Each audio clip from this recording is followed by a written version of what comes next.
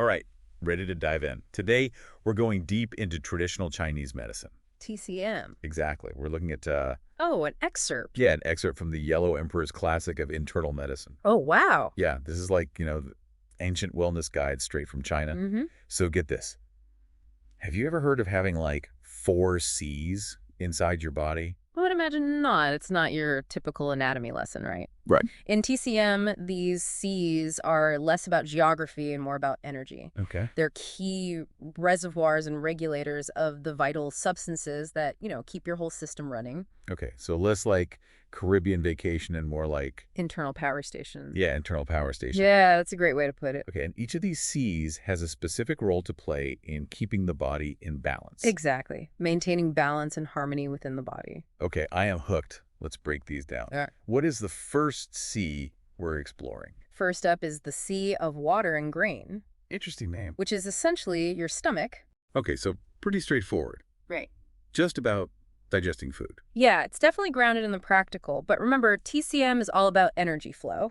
So the C of water and grain isn't just about breaking down food. It's about how that food gets transformed into usable energy for your entire system. Ah, okay. Think of it like the foundation of your energy infrastructure.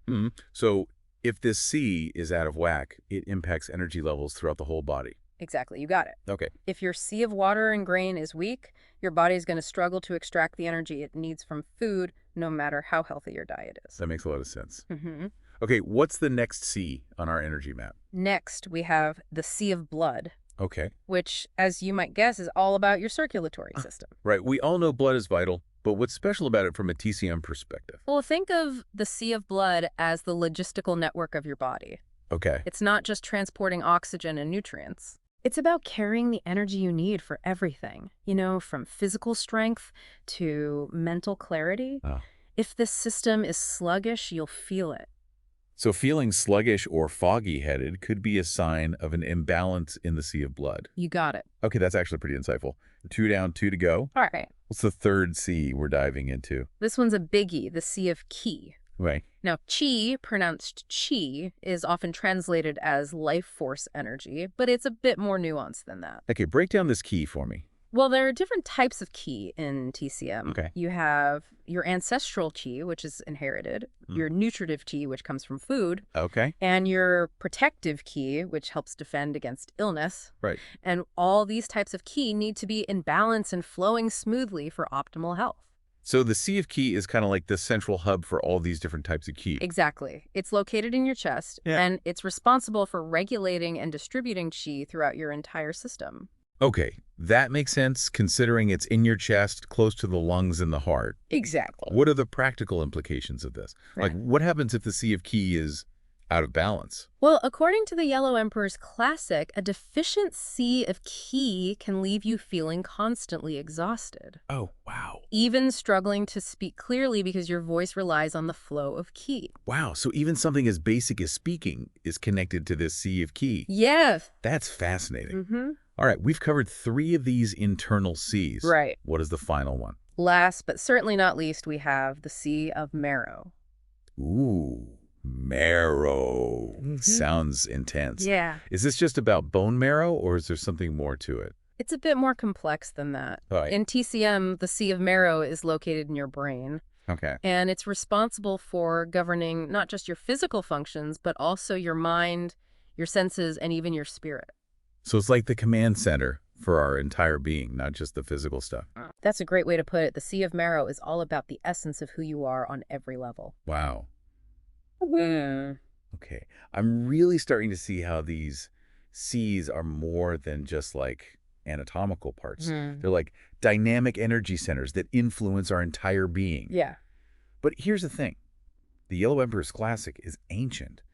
How do these concepts actually apply to us today?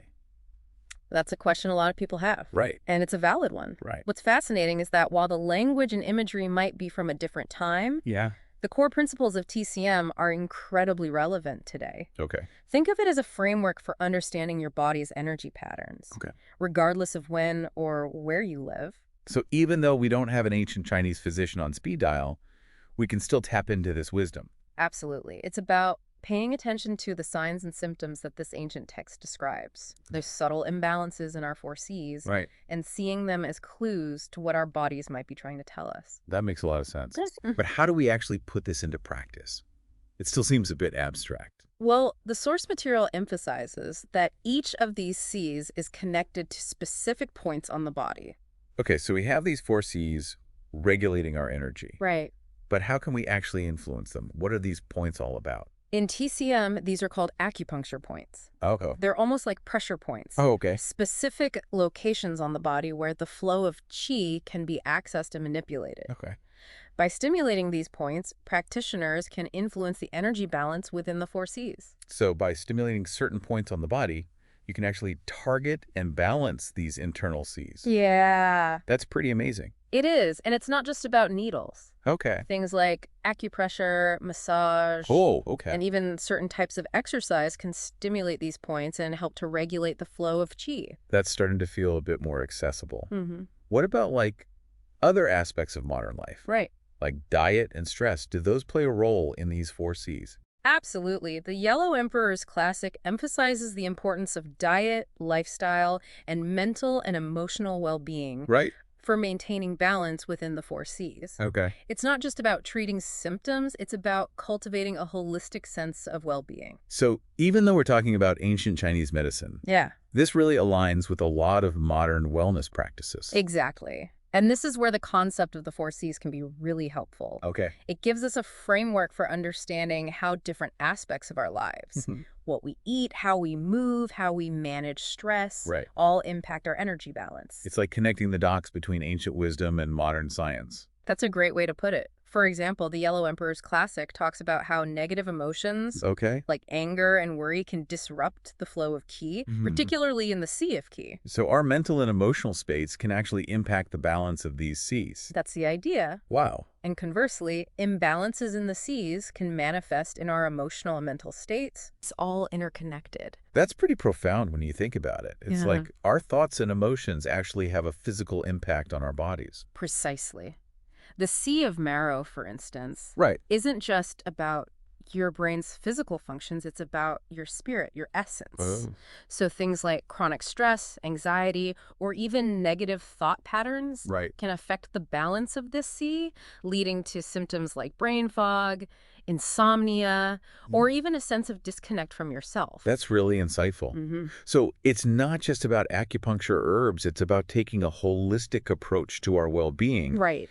and recognizing those mind-body connections. Exactly. But that also feels kind of daunting. Yeah. Where do we even begin? Well, I think the first step is simply awareness. Okay. Start paying attention to those subtle signs and symptoms the Yellow Emperor's Classic talks about. Right. Are you constantly exhausted? Mm-hmm. Experiencing digestive issues? Right. Feeling emotionally drained? These could all be clues pointing to imbalances in your four C's. So it's like becoming a detective of our own bodies, Exactly. looking for those clues that tell us what's going on beneath the surface. Exactly. And the more we understand our own unique patterns, the better equipped we are to address them. Okay, so much of what we've discussed today resonates with, like, the idea of listening to our bodies. Mm-hmm. But it's hard to know where to start. Yeah. Are there specific things we can do to bring these four C's back into balance? Yeah, absolutely. Let's say I'm feeling that classic C of key deficiency, All right. brain fog, fatigue. Yeah, What can I actually do to boost that energy? that's a great question. Yeah. And a perfect example of how we can apply these concepts to our daily lives. Right. When it comes to the C of Qi, TCM often focuses on breath work, movement, and nourishment. So a holistic approach, Yeah. like we were talking about. Yeah. What does that look like in practice? Well, practices like Qigong and Tai Chi are incredible for cultivating and regulating qi flow. They combine gentle movement, focused breathing, and mindfulness, making them a triple threat for boosting energy levels. Interesting. It's not just about hitting the gym and sweating it out. Right. It's more about connecting with your breath and moving with intention. Exactly. It's about finding that internal harmony. Right. And speaking of harmony, diet plays a huge role in TCM, too. Of course. For the Sea of Qi, the Yellow Emperor's Classic recommends focusing on foods that are warm, cooked, and easily digestible. Okay. Think soups, stews, root vegetables, Good. those kinds of things. Makes sense. Yeah. Warm, comforting foods safe. for that warm, comforting key energy. Exactly. Okay, what about the sea of blood? Any dietary tips for keeping that one in balance? For the sea of blood, TCM often emphasizes foods that are rich in iron Okay. and other blood-building nutrients. Hmm. So dark leafy greens, beets, good quality protein sources. Okay. Those are all beneficial. So a balanced diet with plenty of nutrient-rich foods is key for supporting the sea of blood. Right. Okay, and what about hydration? Oh, absolutely. I imagine that plays a role too. Huge role. Yeah. Yeah.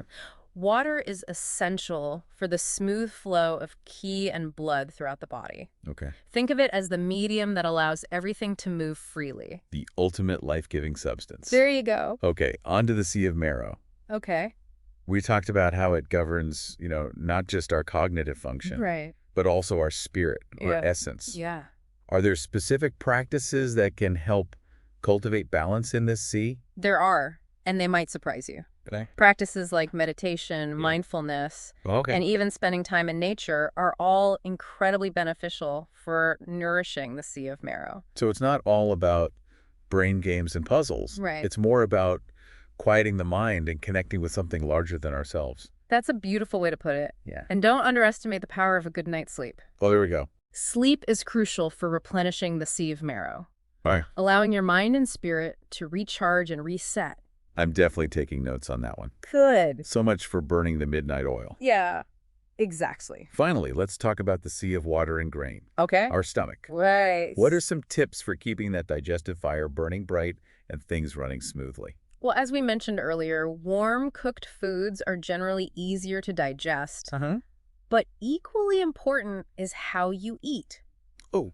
The Yellow Emperor's Classic emphasizes mindful eating, Okay. chewing your food thoroughly, Right. savoring each bite, and avoiding overeating. So ditch the distractions, slow down, and really pay attention to what we're eating. Exactly. Yeah. It's about treating our bodies with respect and giving our digestive systems the time and space they need to do their job properly. This has been such an incredible journey exploring the world of TCM Hmm. and these fascinating four C's. Yes, fascinating stuff. It's amazing how these ancient principles can still offer so much wisdom I don't know, right? and practical guidance for us today. Absolutely. It's a powerful reminder that our bodies are complex, interconnected systems, and that true health comes from cultivating balance and harmony within ourselves. Well said.